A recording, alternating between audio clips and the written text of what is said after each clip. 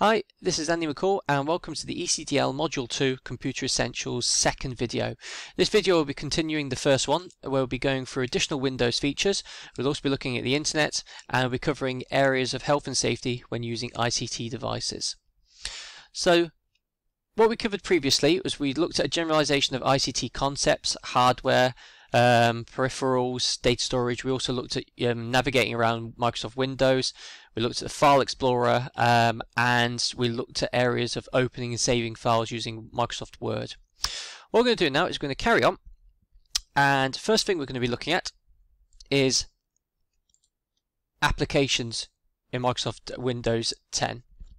So if you click the Start button, you should see you've got all your applications in a full list just here. But on the right hand side you should see an example of an application just here. You may be asked in your test, it should highly likely show you a picture and ask you to where you would click to get an application, open an application, should say.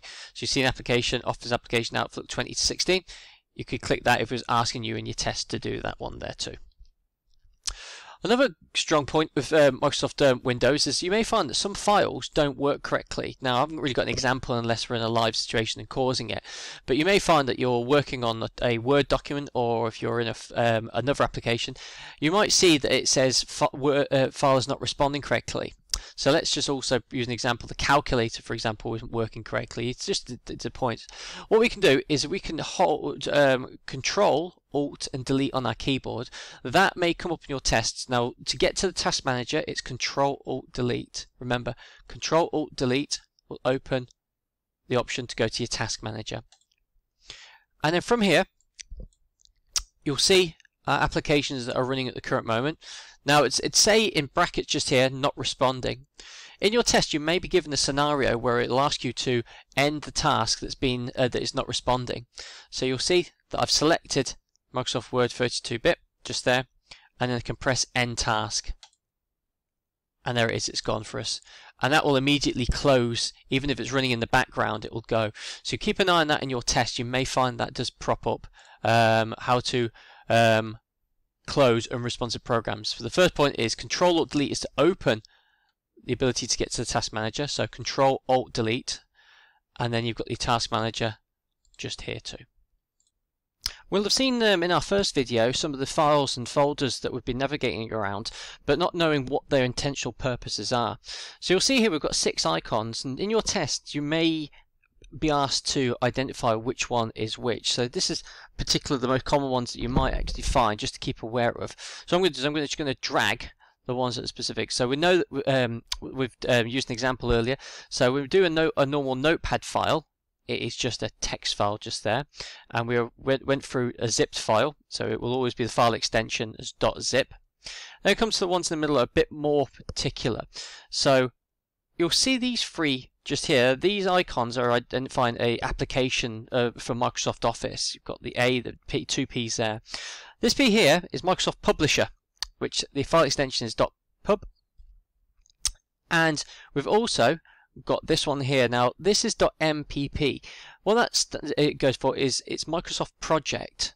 So if any of you in your future years have got any project work that you need to do and need an application to manage, you might familiarize yourself with the .mpp file extension, which goes there. Then we've also got .acdb, which is an Microsoft Access file. So if any of you do go onto your A226 and cover the M5 Access module, you'll be using that file extension quite a bit. And then finally, this icon here, it's an Excel file it is. However, it isn't a normal Excel file. What it is it's a comma separated values extension. So what that does is that all the data inside has been separated by their commas, so they're all entities on their own. So just keep an eye on some of those text bits there, the file extensions, particularly .zip and .text in your test. Looking at, and also, and it's even not on here, but Microsoft Word is .docx. So just keep an eye on that in particular as well. You may be asked to, in your test, to show where you would go to print if you're using an application. I'm just going to bring WordPad up again. So we go to WordPad, just we do here.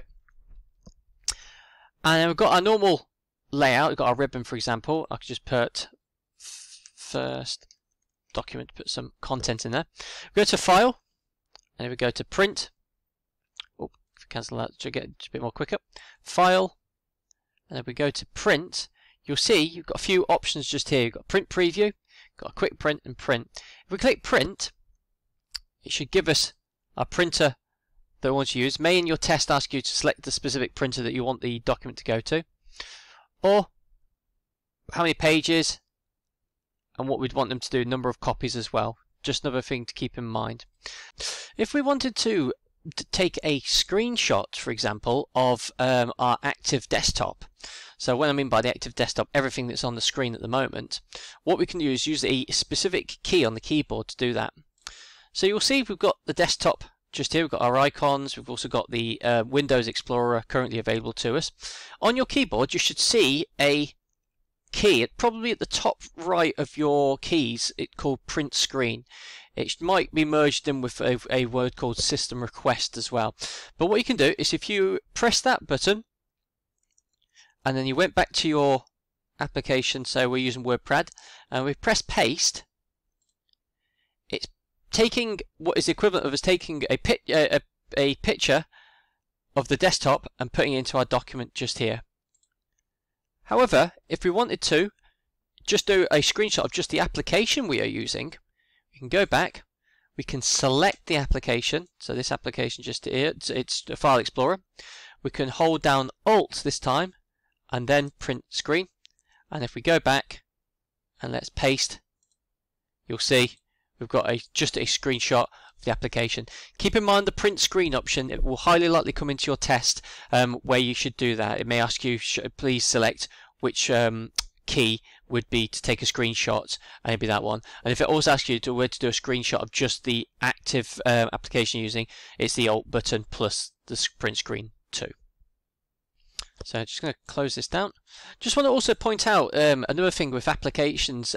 You'll see what we've got is some files, folders, a recycle bin just down here. If you were to go just down to the Start button, we've got our list of applications, maybe some folders in there, like they regarded as default programs. What we could also do is, say for example, Microsoft PowerPoint. If I wanted to make sure it was on the taskbar just here, to open up, I can right click and then I could have pin to taskbar just there if I wanted to put it just down there all the time. Just keep in mind that this will show recent for use. It will probably just show quickly there because I'm using a university machine, so it runs a bit differently than what you'll see. But another thing to be aware of is some of these icons have got this little arrow just down here. What that means is it's a shortcut. So these aren't the applications you've got, like Microsoft Teams, I've got Log Off PC. What they do is they're a shortcut to another location on the computer hard drive or in the folder arrangement that's available, and that will create a shortcut so you don't need to go to like several locations in your folders to get something. You can create a shortcut that will immediately take you there. So if you had, like, say for instance on your student shared, if we were to go into EC student, and if we go to our A126, what we can do is we can create a shortcut to that, and then you'll see we can put it there on your desktop by moving it. You can delete the original one just here. Looks like someone had previously done it, so there's a couple in there. And then I can close that down, and instead of me going through all the locations in File Explorer to get to one place, I can just double click and it's taking me to A126 straight away. So it's really, really fast and handy, and it'll improve your productivity when you're using a computer so you can get to a place much more quicker. You may in your test be asked to identify where you would go to get into the control panel, which is the settings of your Microsoft Windows 10 operating system. So if you go down to Start, you should see a cog just down here, which is Settings. If you were to click there, the Settings panel for Windows should appear. So you've got loads of areas just here that may show up in your test as well. So just keep an eye. It may highly likely only ask you where you want to go to open it up. So you've got that. Just remember about the cog just down there too. You can also use the search if you're using it normal purposes to change it. So you've got like your system display settings, any devices that are attached to your computer, network. You've got your personalization in terms of your background, your colors on the screen, for example, and also your update security, which we're going to look at later too. So if I just come out of this and just go back to our slides and just go through briefly. So this is you can have a look at this at your own time, going through the slides that I'm going through now that are available to you on Aula. But you've got a couple of key areas like system, which manages your apps, control notifications. You've got devices we stated. They're all just up here for you, so you can actually have a look at a bit more detail just in preparation for your test, particularly if you look at update and security, where you would go to update. So if ever an update for your operating system comes or any applications, it will look at the update and also security purposes too. So keep in mind of some of those points just there as well. Which brings me on as well, you've got your system information and display settings. So you can change your display settings by pretty much going into your personalization. You can also do it by right clicking. You've got display settings just there, and then we can go to display, and then you should be able to change your resolution. So the resolution is pretty much the how detailed your screen is. So the lower the resolution, the less detailed and more pixelated it's going to be. So just keep in mind, if you are in your test, please select the highest resolution. You'll notice the 1280 is 1080 is what we're using at the current moment, going by that point. So especially in your test as well. Sound. The sound option is just at the bottom right hand corner. So you'll see if we were to click here, I've got my headphones on at the moment. So if you were to click there, you can increase the sound or decrease the sound as well. Pretty straightforward. You've also got additional settings if you go to control panel, which is quite handy. You can also go to language settings as well. To go to that slide just here. So language settings, you can add new language to Microsoft Word as well, which is really handy. So I haven't got it just here, but you will sometimes have an icon just at the bottom, just next to the timer, which says ink. You can change your language. If I was going to the control panel, we can get to it a bit more easier at this point here. So now we're in date and time. We can go to language, and at the moment we've got it on default at just there, but we can also add a language as well. So if you're asking your test where you would go to click to add a language, you've got the add a language option just underneath there too. So the next part of the video I want to discuss is backing up. So I'm sure everyone that's on this video listening will be aware that if you ever create any work, it's important that you back up. Regular backup is essential in IT because there is the event that certain things may fail. So for instance, you might find that a hard drive might be corrupted, or even an electric surge to a PC may cause an issue with files. So you may have done all that hard work, you may also have an assignment that's in tomorrow, and then when you reopen it just before submission, it's not working. So the key answer here is regular backup is essential. So I'm just going to quickly show you an example. So I'm going to put in my portable USB device. You should see a little click, and you should see just down there. What I'm going to do is I'm just going to use an example. I'm going to example zip files. I'm just going to right click copy. I'm just going to paste them into there. What you'll notice though, if I was to click example zip files in your ribbon, you should see an option there called history, and all it'll do, it'll bring up the history of that file. So just as an example, no history file has been found. It means that there's nothing's been done, and also I've turned it off as well. So if you had it on, it would show you all this of any changes of any location that file has been gone from and to as well. So just keep in mind, if you do ask in a test, regular backup is essential, and to see the history, it's in your ribbon just there too. What we've also got on your computer, and same with phones, a lot of devices, is that you install applications, or so say programs, onto a computer system. But what if we wanted to uninstall a program, specifically in Microsoft Windows? And you may be asked this in the test where you would go to do that.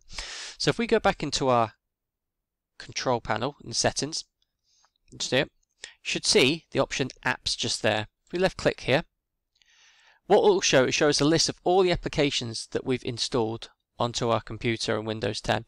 So to select one, for example, let's say calculator, we'd have the uninstall option there. It's been grayed out because I haven't properly installed it. It's a few settings for my computer. But let's go to another one. Let's say for instance Google Chrome. So you'd locate the uninstall button, and then that would start the process of taking it permanently off your computer, remove it so it's not available, and the next time you want to use it you need to go back and install it from the original source or where you got the file from. So that may come up in your test, so just be aware of that as well. Just come back to my slides that we're going through, and once again you've got these available all to you. So just keep it, it's a routine IT problem, so just ensure you do some computer maintenance on your machine, so you can check the disk to see if there's any errors or attempts to fix them. There's defragmentation and optimize the drive. So defragmentation, it pushes all your files and folders together to increase the performance. So if you had a bookcase, for example, that had books at the top, books at the middle and books at the bottom, if you wanted quicker to pick a book from all those, you'd put all the books all together in one shelf and you'd be able to find it quicker. Same thing happens with a hard drive or any storage device.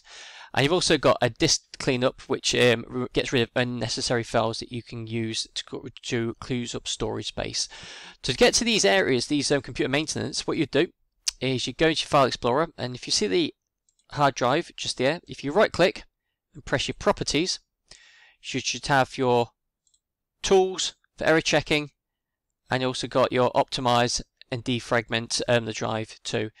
So you've got some points just there to keep in mind where to get them if you needed to run these options too. But particularly in your test, it'll probably ask you where you'd go that, which I've just shown you, and also the meaning of them as well. So keep in mind of what I'm meaning from these points just there too, guys. Okay.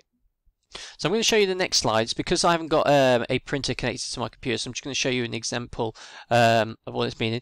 So printing and adding a printer. So it's the same location before. If you go to your settings, you can add a device by going just to here, and then once that's opened you should see loads of specific devices. We're going to go to printers and scanners, and we've got all the printers that are currently connected, although at the moment because I'm off campus I'm doing that, so we're going to click add, and that is the bit, it's particularly a test that will be interested in, is where you would go to add a new printer just there. I'm just going to click off that. Don't need that. What I'm going to do is I'm going to use one of these to show you an example of when you go into a printer to see what's going on. So if I was to double click open queue just here, you'll see what we've got is we've got the document name, so anything that's been printing. You've also got the printer and the documents as well. So you'll see as well, if I was to click that, if any of the printing that we sent to the printer was currently in a queue, and if we wanted to cancel it, we'd make sure it's been selected, and then we can go cancel just there. Or if we had it paused or resume, we can do it that way. Just keep in mind, everyone, if it isn't asking you in the test, you'd do it that way. So we'll go back to the slides. There you go. You've got your menu bar just there as well. Another big thing to keep in mind though, really important in your test, you may be asked to select the default printer, and you'll see my examples haven't got it because I'm not connected to anything, but you should see a green tick that's on the icon. That green tick defines the default printer on your system, which one you've selected as your default printer. So moving away from Microsoft Windows, looking now at networks.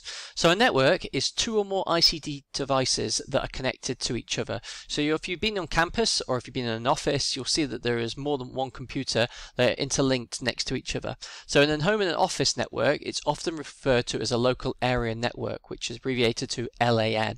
Just keep in mind in your test, everyone, it may ask you what defines the LAN. So an LAN is a local area network. This is a set of computers that have been connected through either a router or a switch, so that the data flows between the devices that are connected to each other, and also the internet that it goes outwards from the local area network too. So I'm sure we're all familiar. I won't patronise you too much in regards to this, but the internet, which is our global network of all linked ICT devices that allows people from all over the world with a electronic device communicate and share information.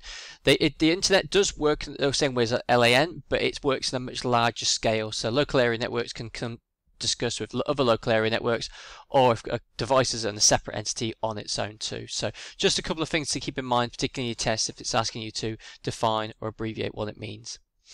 To connect to the internet, you've got ISP or Wi-Fi, internet service provider. So we've got some areas in terms of the bandwidth. So 1 kilobit is equal to 1,000 bits per second. You've got your megabits, and also you've got the largest, which is your gigabits, just there, which is 1 billion bits per second. Keep it in mind that those going into your test may ask you which one's the biggest. So kilobits being your smallest, and gigabits being your largest in terms of your bandwidth. Also, connecting a computer to a Wi-Fi network. This will highlightly come up on your test. So I'm not actually connected to one at the moment, so I don't want to give in terms of a demonstration, but show you from the descriptions just here. So at the bottom right hand corner you should see a wireless network, which you should see the icon just here, going by that point, and what it's got is all the lists that are available to you are SSID, so that's service set identifiers list. If that ever comes to your test, what is an SSID? It's a service set identifier. You'll notice the difference between a wireless and a wired connection. So your wired connection is like a monitor with a little plug to the left hand side, and allows you to connect to local. It's just all next to your notification area at the bottom right hand side, and you've also got your Wi-Fi network there too. Just a point, sorry, just going into too much detail. You've got a few of the communication options online, so like for chat rooms, instant messaging, and email, all explained in more detail. So if you want to do a bit of revision, you can go to these slides and look at it. The one that I particularly want to really emphasize though is VoIP, which is Voice over Internet Protocol. So if you ever use Skype, Voice over Internet Protocol is the correct term for it. That will highlight come up to your test. So what that means is that you're making a phone call over the internet, or you're using a webcam to a video call. It's actually called Voice over Internet Protocol. So that is the correct terminology for that. So just to be aware, if you do see it, what does VoIP mean? It means Voice over Internet Protocol. We've also got safe and proper practice, and not going into too much details here, but in terms of setting a password for all ICT devices, make sure that you're using a mixture of capital letters, small letters, numbers, symbols, for example. So if you're asking your test which one is the most suitable password, you'd look at the one that's got a mixture of different symbols, words, text, and numbers too, so it's more difficult for individuals to go. Don't forget as well, you've also got your data protection laws that protect individuals' rights of privacy, so that's personal information that you kept being safe and secure at all times, and that also leads as well to copyright laws too. So if you are getting into anything after you've actually had that password, make sure that you are above, sorry, I wouldn't say above the law, working within the law, so that you're not altering any original work, and you have permission to do that from the owner too. Just briefly, just another one. You may be asked in your test to describe a few what matches up with the correct computer viruses.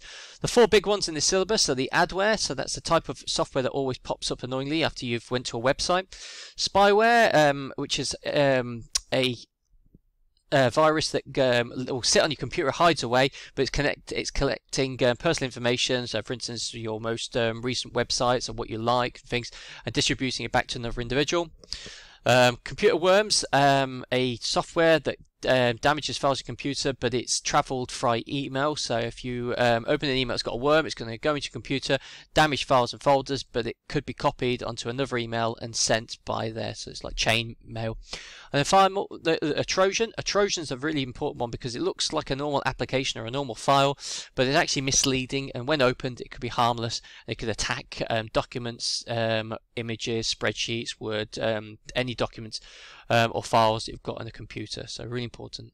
But to ensure that you're protected from that, antivirus software needs to be installed on your computer. There are a host of antivirus softwares, Norton, McAfee, even AVG, which is ones that a lot of people are using, and you can install those onto your computer. But in your test, you may be asked to select where you would go to check using a antivirus software, where you would go to check how to scan for any viruses on your computer.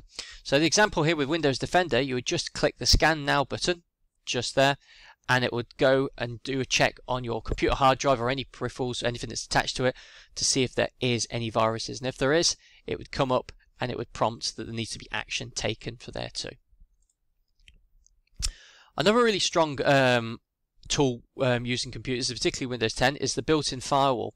So firewall runs when you start the computer, and you can also administer it using the settings and through network and internet. What a firewall essentially does, it works like a security guard. So we've got traffic that comes in and out of a computer. What it does is it will stand and look at any traffic that's coming in, and it will say you can come onto this person's computer or you can't. And you can administer what the firewall allows in and what it allows not. So at the moment you'll see that it allows the domain networks, but it doesn't allow any private networks or any guest or public networks, but that could be tailored to what you need by using the advanced firewall settings too. So just keep in mind in your test, it may ask you what a firewall is and what its purpose, and how to also go by getting there and actually administering it too. Some little key bits on accessibility. So accessibility is easy use of Windows 10. So you've got a few key strong options. You've got a magnifier, which features, which if I was doing it a face-to-face in a classroom basis, this demonstration, I'd be using the magnifier to enlarge the text so that you can see it. On-screen keyboards, which is really handy. So if you haven't got a keyboard available and you want to click by using the mouse, you also have the narrator. This is a screen reader, which reads aloud any text that appears on the screen. So that comes by if you need anything typed, and it will read what is being being spoken, what's been typed in.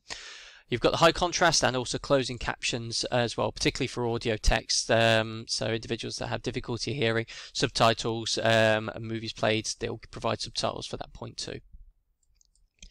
Also got health and safety. So we are aware that all electronic devices are quite hazardous, so ensuring that all overloaded power sockets are kept to a minimum. So keep any plugs that are connected to 1 or 2. Cables that are trailing, any cables that are overhead, or any equipment handling, make sure that it's done in a proper and correct way.